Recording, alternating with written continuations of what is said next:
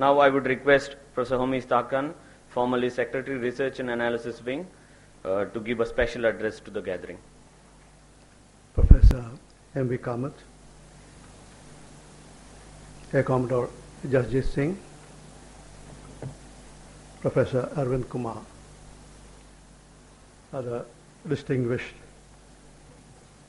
intellectuals and academics present here, and my young friends.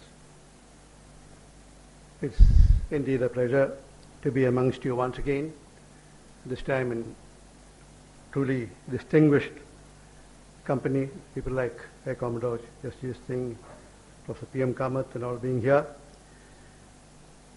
and to discuss a topic which is extremely relevant in today's context. Pakistan is the center of attraction the world over for the wrong reasons. And for us in India, what is going on in Pakistan is of extreme importance. But the problem is understanding Pakistan. Many of us of the older generation have set views about our neighbor. And it may be difficult for us to look at issues dispassionately when Pakistan is involved. In fact, I have this on the authority of no less a person than our own Prime Minister. Once, while discussing Pakistan, he was saying that he, sitting in PMO in South Block, was surrounded by minds which have been attuned to thinking about Pakistan in a particular way over 60 years. And it was difficult for him to persuade them to think out of the box, as he always used to urge us to. I think it is important for us in a seminar like this, especially where young minds are involved, to look at issues with an open mind. To study Pakistan, you need to study the history of India going back to hundreds of years. And then only you can understand what's going on in Pakistan today. I'm not saying this to say that I understand Pakistan myself. I don't. It's full of contradictions, full of internal dissimilarities, which one finds it difficult to understand. For instance, Colonel Imam, whom all of us knew as the mentor of Taliban, was killed by them. Commodore Jasjit Singh referred to the status of women in Pakistan. But it is also a fact that Pakistan had a lady Prime Minister, and today they have a lady Foreign Minister who seems to be winning hearts all around, if not minds. So I think also when you look at the situation in the federally administered tribal agencies, you would be surprised if you go back in history that this was the same situation that the British faced 100 years back in the same area. And then in Pakistan, we find that some of the most liberal minds who are debating in public, writing books about how to combat jihadi terrorism are there in Pakistan. And some of the people who get attacked and who get killed by terrorists for talking about terrorism. Again, as we know, we have this police officer in Karachi on whom there have been at least 10 attempts by the terrorists. So there's so many contradictions there. which we need to understand, which is why I think young people like you must go in depth into the issues that beset Pakistan today, and then only we can think about arriving at solutions.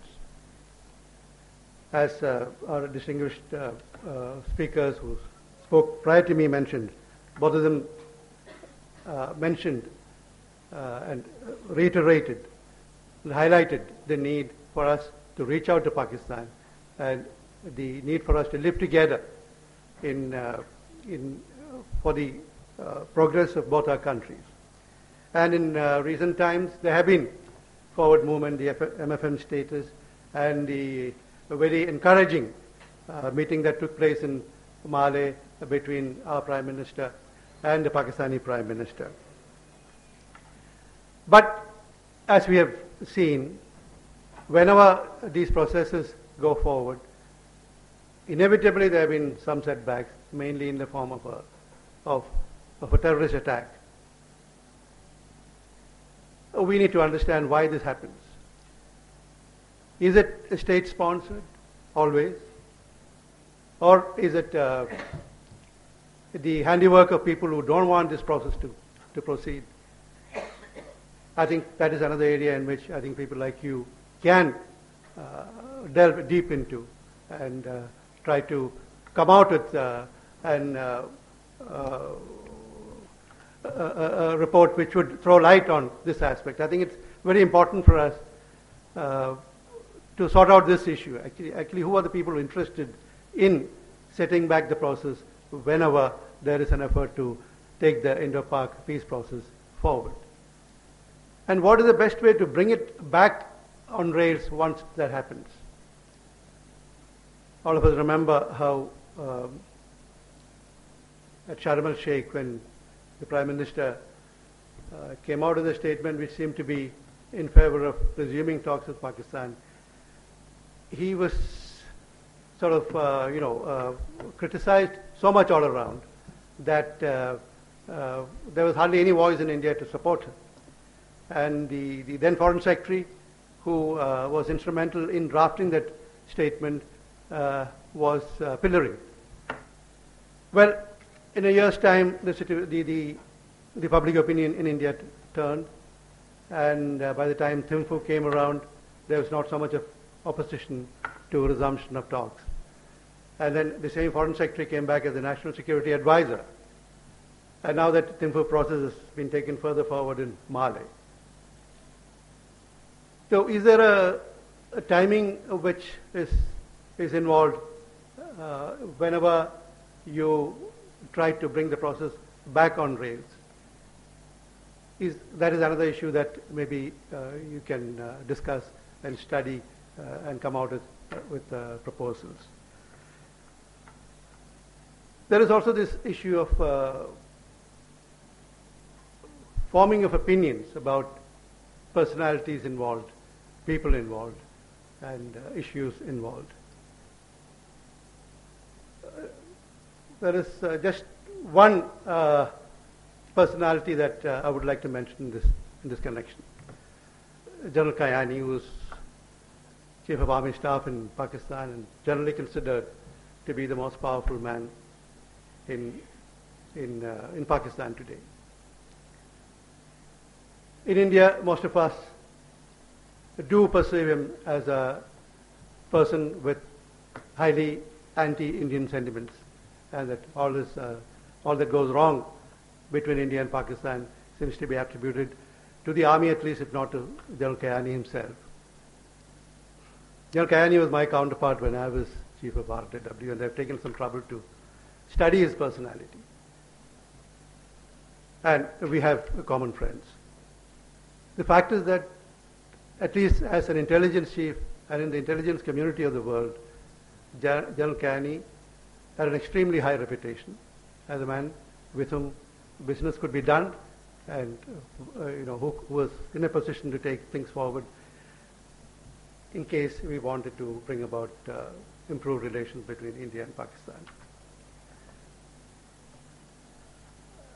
Well, there can be two opinions about this.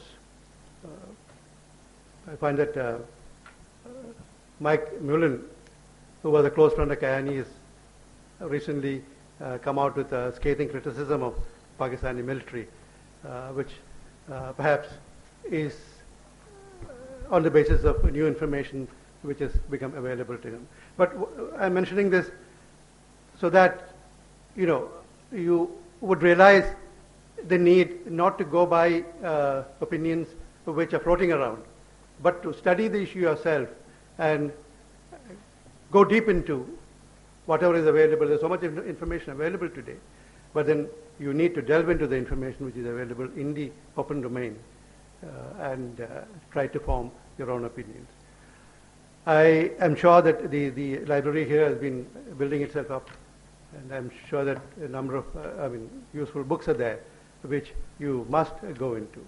Recently, M.J. Akbar's book on Pakistan, The Tinderbox, it's really worth reading, the plethora of information which is available.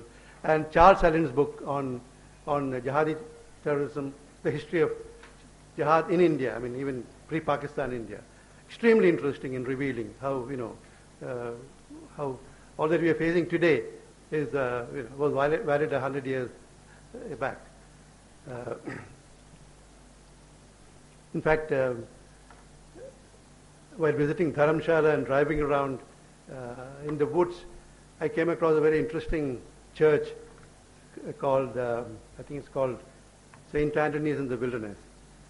I went in there, and the church compound is full of cemeteries marked with, these are officers who got killed in North Waziristan in 1890s and 1900s. So the kind of fighting that is going on now has been going on for over 100 years. So these are things that we need to study. And one more issue that I would like, since Mr. Prasad, my colleague, former colleague in the police,